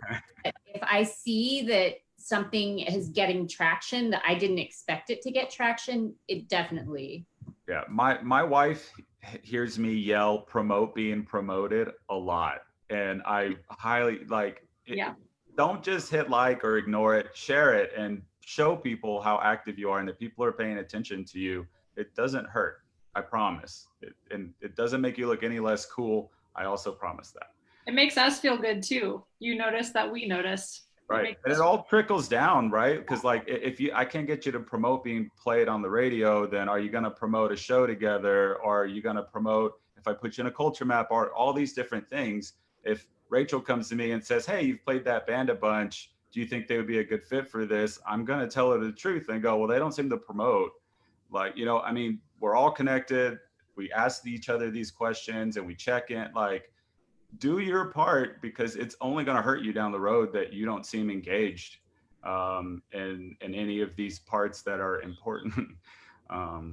Yeah, and like we're all connected. Like if Deborah can't get any traffic on her, you know, columns and things like that, then you know that's a whole other set of things. Like everyone needs to just share, please, just share. It's really, really difficult as somebody who's been doing this for 16 years. The hardest part of my job is getting people, the audience, to care about artists they've never heard of. It's the most challenging thing to me. And so you really do, if you know that there's 200 people in Austin that love your sound, make sure those 200 people know and are on board and are sharing that article too.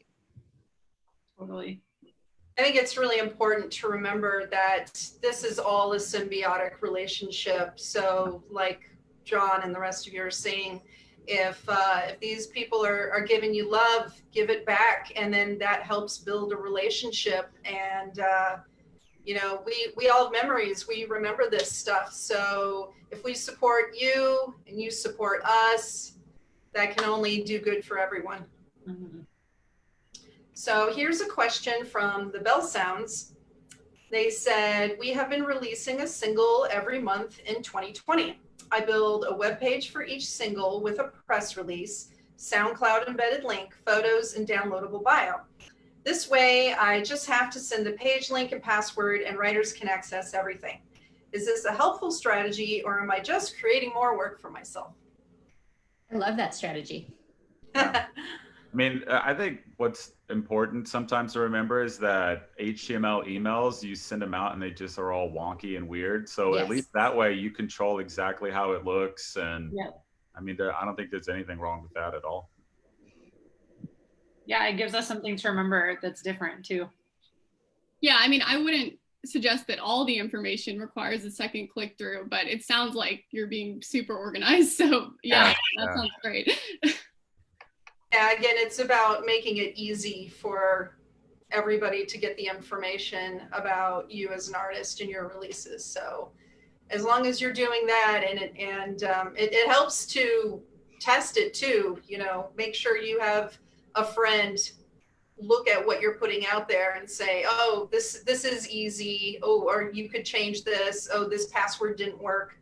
So you definitely want to think about that before you send that stuff out. Mm-hmm.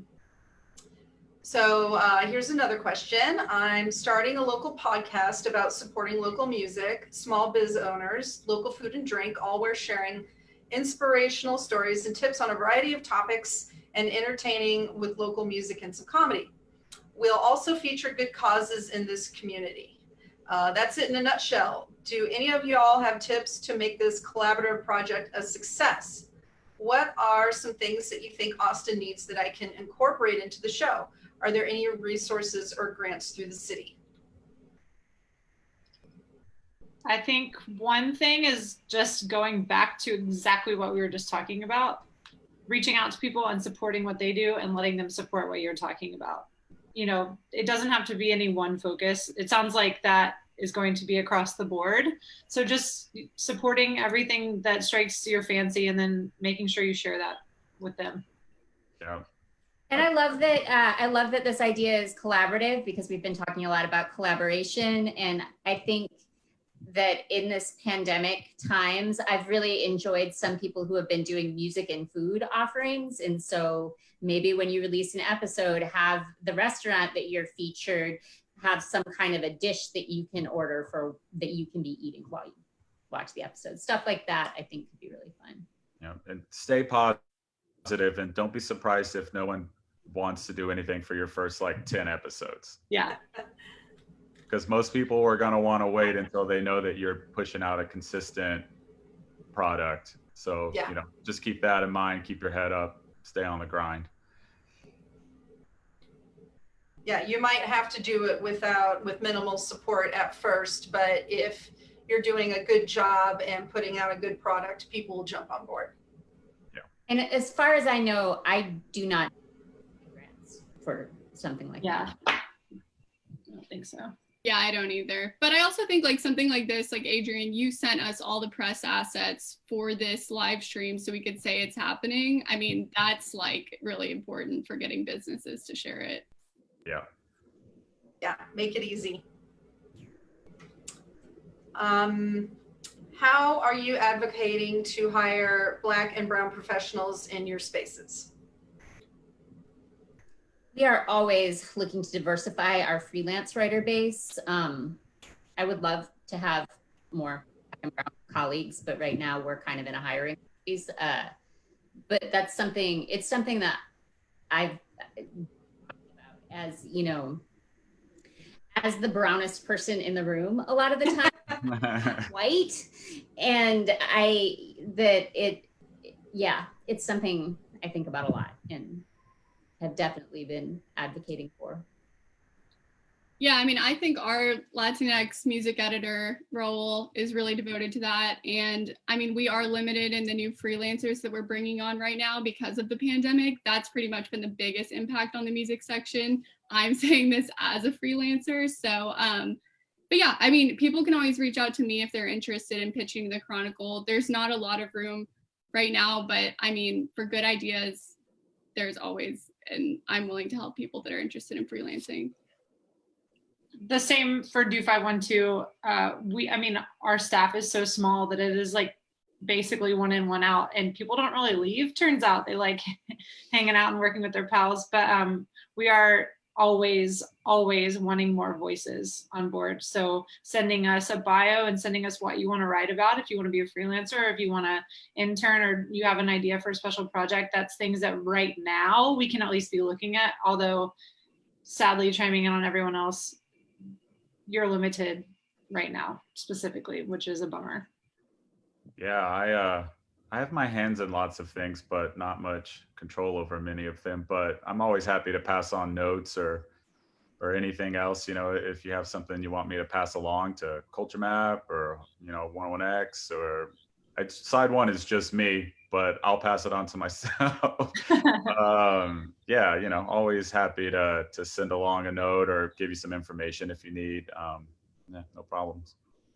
I would say, I think in general, across the board, if people weren't thinking that thought process before, they certainly should be and are now. And that's probably who you want to be working for anyway, is people who are wanting to always open up to different types of personalities, skin colors, ideas, anything like that. So there hopefully will be that continuing conversation. It kind of goes around to the conversation we were having about music earlier, but yeah, everyone should be thinking that thought process right now. Even if they aren't hiring, how do we do that better in the future? Now, recently, I've been reaching out to a lot of folks in the media, but also radio and organizations and music related companies, just getting feedback from them about how artists can better communicate with them, and also asking them about, you know, what's going on with them these days, what's changing.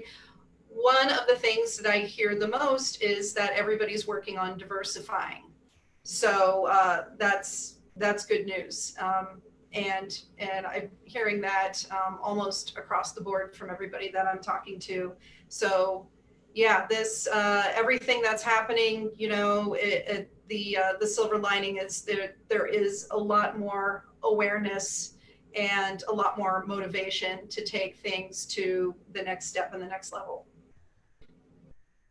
So, new question. When live shows do come back, do you think there will still be a place in the media for producers or artists who don't play live often, even if they release music often? I would say absolutely. I mean, Yeah. there always is. Some of our biggest like kind of breakouts, I don't like that word, but like that we've covered in recent years have been Austin artists that basically existed mostly online, like Abby the Nomad and Dayglow, both streamed really well and didn't play a lot of local concerts. So that's always been a big thing for me. Like, I don't think about shows as some sort of authenticity check for who we're going to write about. I think there's a lot of different ways to be part of the scene, and really the only requirement is that you live or are somehow attached to the Austin area, or you're going to play here when it's not a pandemic. So yeah, I don't really like care about that. Although Yeah, I love shows, I don't care about them, but yeah, there are some artists that weren't playing live shows before, and won't. Yeah, like you said, they got plays or they live off Twitch, or they live off of these other ways to make money, and then just get to make the music they want to make and just continually do that, and it's beautiful that way. I think in the future we'll see that again. Just how does an artist want to be creative, and what do they want out of their music as well? Yeah, it's like what we said earlier. It's whatever works for you and your art. If that's in a controlled environment where it's all produced, all these crazy things, then you do that. You don't have to go sweat it up in some club. It's whatever works for you. So I will say that I think that live shows and the experience of playing live shows makes musicians better, because I feel like that you get that immediate feedback from the audience. Abby the Nomad, I mean, when I saw him perform live for the first time, I was way more excited. I mean, I was already excited about his music, but he put on a really great live show and it made me more excited about his music. yeah, and to clarify, he's an amazing live performer. I think just the first time we wrote about him, he hadn't necessarily done a lot of local stuff yet. No, he sure hadn't. Yeah, I think we get the benefit at Do 512 of our lounge sessions, so we get like very personal experiences with some artists. But I think for me personally, there's nothing that I would ever replace with standing in a very crowded small Hotel Vegas show, sweating and watching a band I've never seen before and falling in love. That's not to say, again, you have to do that, but for me, that experience is there'll be nothing like that for me ever. It's an amazing way to bond an artist. It's an amazing way to bond an artist with their audience, to have that experience. You can't really get that through a live stream or an album in the exact same way. And like John was saying, how your music should be listened to as well is a big part of that, and how it's taken in. And maybe there's more time to develop a live show. Take the time, Yeah. Here's a simple question. How long should I wait before sending a follow-up email? I think that for me, that's probably going to depend on what your schedule is. If you send me an email on the 1st and you're planning on putting out a song on the 8th and you're hoping it's going to get a spin on Homegrown or something somewhere in there, I get why you would follow up after a couple of days and go, hey, were you into this or something like that. If your schedule is much more extended than that, you're not looking to put something out for a month or two, I would probably wait a lot longer. I think it's just going to kind of depend on, like, again, that particular artist's schedule, at least for me. One thing to think about is the language that you use in your follow-up.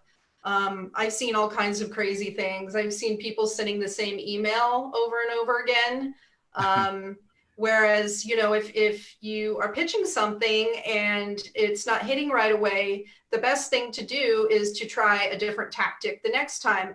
Maybe there's something that you could say about it the second time that you left out of the first one that's going to reach them.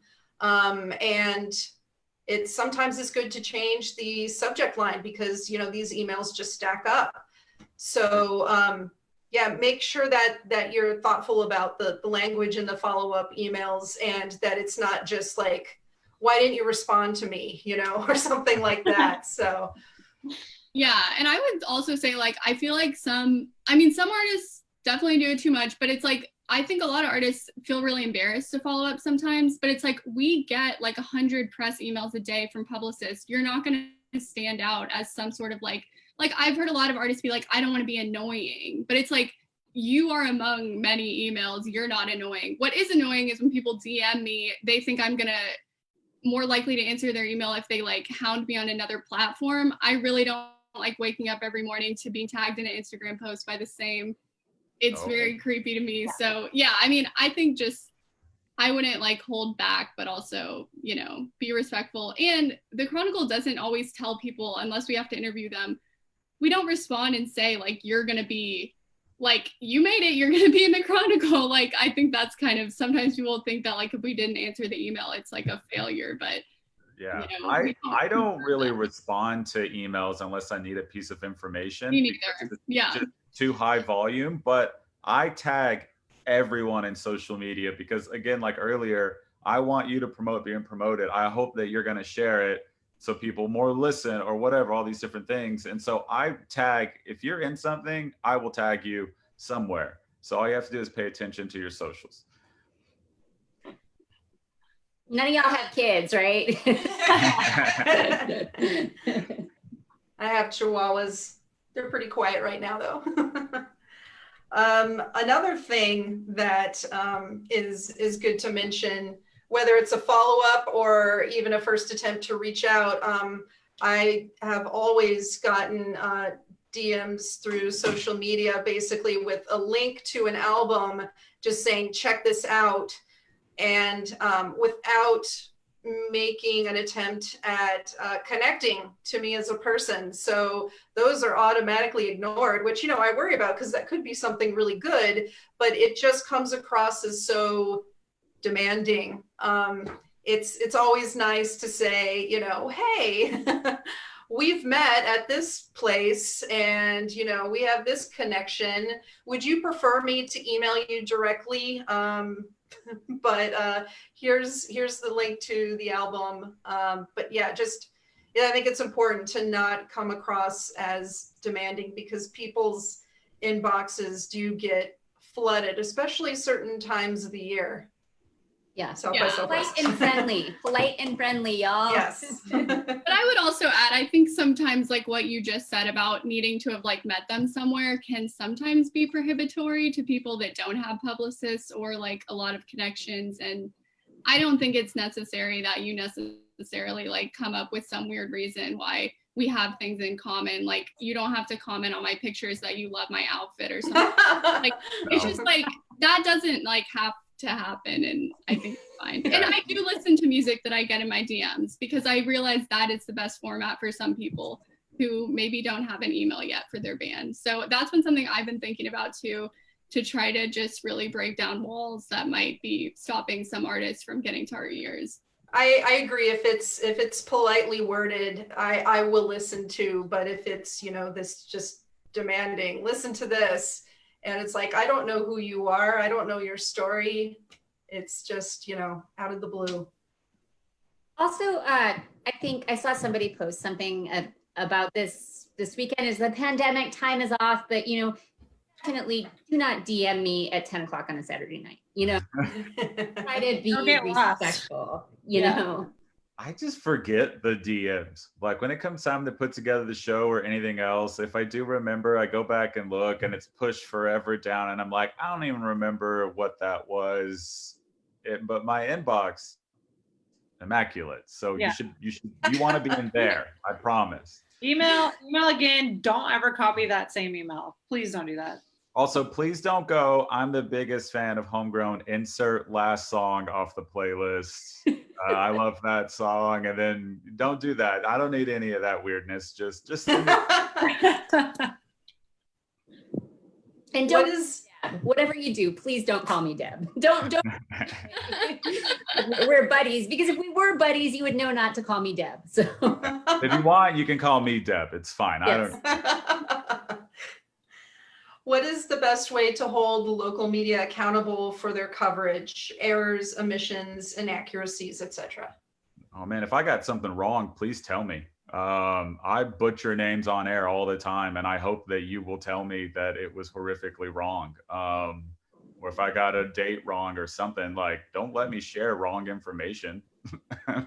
Tell me. Yeah, we have a very strict policy on corrections and transparency. So if something is genuinely wrong, it will absolutely be updated and with an update note on the story and a correction run in print.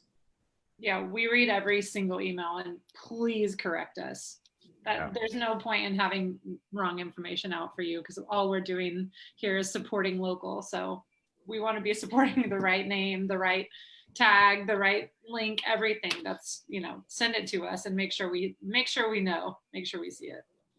Yeah, I mean, same for us. I mean, if it's some weird thing where I interviewed you, we're obviously already in contact, but my email's out there. I know we have a form on our website for that, and our editors also read the website comments. So, I mean, there's a lot of ways that if something was really wrong, it could end up being corrected. Yeah, and just remember, none of us want to get these things wrong. It's just where human accidents happen, and we want to know. Just shoot out an email with the proper subject headline. And most folks, especially in this business, are really, really care about the integrity of their writing and want to make sure it's as factual as humanly possible. We will flog ourselves in private mistake and having to publicly confess to making it. Deborah will yell at her children. Yeah. No. What are y'all doing to work towards gender equity as members of the press? Well, first of all, I am so excited there are so many women on this panel. Let's start there. And like I said, I feel like I have a tendency, I feel like for so many years, most of the people who were in these positions of power were men. And for so many years, the music that we were told was good. And if you look at the Grammys, you can still see that when Beck is beating Beyonce for a Grammy, that, that's men making that decision, in my opinion. And I feel like, I overrepresent women sometimes, but I don't feel sad about it. I don't feel guilty about it. Yeah. I personally feel like we talked about Black and brown artists in Austin earlier, and there being so many. I think there are a ton of immensely talented women, female artists, whatever you want to say, in Austin. And I'm always happy to give them just as much equal space as anything else.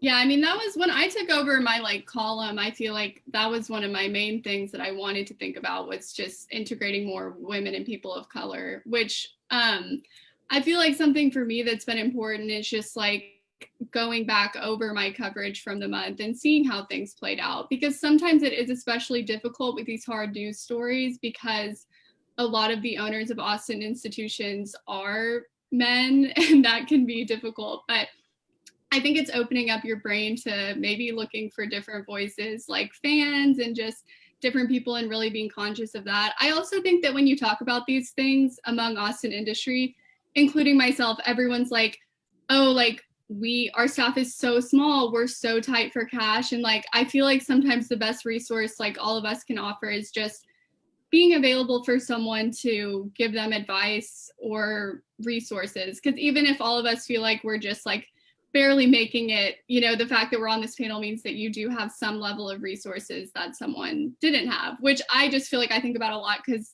I haven't been doing this that long. So 2 years ago, I, didn't know a lot of the people that I have met very quickly. Yeah, I think kind of just piggybacking on all of that is being able to share resources is one big thing for expanding everyone that we're supporting. But yeah, having a voice in Black and brown artists, queer, women artists, Latinx artists, and just artists in general, but supporting people that maybe weren't getting that support or platform before. And it's a bummer, but you know, things like Do 512 Family puts on a live show at South by every year, and watching a little girl see someone on stage that's not a male in a band is a really exciting thing to watch. You can see that they're noticing something different than what you see normally. So just being able to support everyone is a huge piece of our puzzle, and who we're talking about and what we're talking about, and continuing to be open to people telling us too, like making us aware, hey, this is a thing that maybe we don't see y'all talking about enough, and we want to hear that too. So even if we think we're doing a good job, maybe we're not to the people that we are trying to help out. And so being that resource and support for people is huge for us. And I know everybody here on this panel is a big supporter of Girls Rock Camp. But if anybody doesn't know about that, that's an amazing program that is going to create the next generation of female musicians, and does more than that, creates a lot of female empowerment and sisterhood, and it's such a great program. And I know that the venues and media is all big supporters of that. So yeah, any other programs that are out there like that supporting women, yeah, they all deserve our love.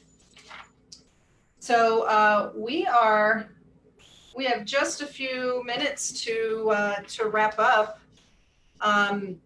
Before I do that, did anybody have anything that they wanted to add, or any final thoughts? Make sure you have your band bio. I'm just going to pound that one more time. It doesn't have to be long. Give us your mantra. So Deborah, yours is band bio. Yours is being promoted. Please, please, please, please, please. And Ashley? Yeah, Do 512 is literally here to tell you what's going on in Austin. So you tell us too. If you're not seeing it, you tell us. Like, we just want to support everyone. So make sure you're focused on putting up your most relevant and recent material. I think that's one big takeaway, is update your own things. Make sure that you are putting your best foot forward. And what about you, Rachel? I mean, I think what I was thinking about when I knew we were doing this panel was just that I think a lot of people see media as this really big, scary item on their checklist that is just getting in the way of their creative process. But if you even wrote one email and sent it to all four of us and maybe someone at KUTX a week before your song came out, you know, that could be your introduction to doing media for yourself, which I think is just something that people get better at over time. Like, you see people send better emails, and it's really just like another skill you have to learn. So I don't think, like, it doesn't have to be like, oh, I'm pivoting to media now. It can just be like, I wrote one thing out and sent it to a few people. Yeah. Also, just to jump on that too, you know, like, I'm not going to write you back some scathing email if I'm not into it or put you on blast. I just want to share the stuff that I think has some element to it that I want to share with people. So the worst thing that's going to happen is that it won't get played. And the best thing that's going to happen is that I'm just going to share as much as I can. So you know, there's nothing that, no feelings are going to be hurt, I guess is what I'm saying. Hopefully you see our faces as a connector of, it's not big and scary media. It's just people that care about the music scene in Austin. Yeah. Yeah, that's an important thing to remember, is that that person that you are reaching out to is a huge music fan. You know, they're not an evil corporation. They are doing this because they love music, and that's the 100% always the main reason why people are doing this. So this has been a really great discussion, and thank you so much to all of you for sharing your expertise and your input. And we didn't get any Netflix recommendations, but maybe if we have a couple minutes at the very end. So a few quick announcements. Next month, AMF will be joined by Natalie Fan of SoundSync, who's a friend of all of ours. And she's going to be doing a sync licensing workshop on September 23rd. So make sure you follow AMF's pages so that you can tune into that. And I also want to mention, because this is so important to Austin musicians, that the applications have been reopened for the Austin Music Disaster Relief Fund. And this is important because they've made changes. They listened to feedback from artists and they incorporated a lot of the suggestions. So it should be an easier process this time. And submissions will be accepted on a first come, first served basis. And eligible applicants will receive a $1,000 grant. So make sure you go to atxrecovers.com for the information and to apply there. And lastly, thank you so much to the Austin Music Foundation team. And thank you to our amazing music support nonprofit partners and to all the other groups that are working so hard to inform, create, and navigate efforts related to COVID-19. There's a lot of really good people out there that are pulling for all of you and all of us. And sounds cliche, but it's true. We really are all in this together. So thank you so much, everybody, for tuning in. And again, to everybody behind this panel. And we look forward to seeing you next time. Awesome. Bye. Thanks.